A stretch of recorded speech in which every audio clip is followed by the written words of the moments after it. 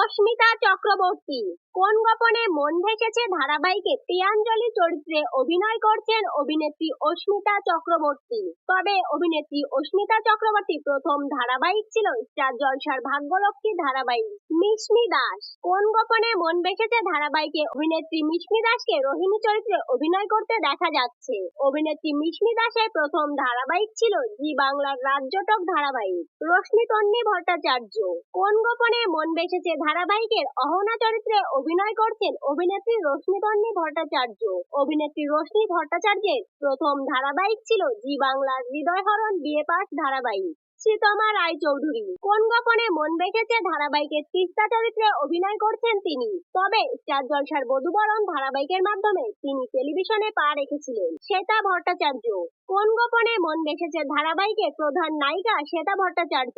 এই ধারাবাহিকে তিনি শ্যামলী চরিত্রে অভিনয় করছেন। অভিনেত্রী শ্বেতা ভট্টাচার্য স্টার জলসার সিঁদুর খেলা ধারাবাহিকের মাধ্যমে নিজের অভিনয় জীবন শুরু করেছিলেন। এদের মধ্যে কোন গোপনে মন ভেসেছে ধারাবাহিকের কোন অভিনেত্রীকে আপনার পছন্দ কমেন্টে অবশ্যই জানাবেন।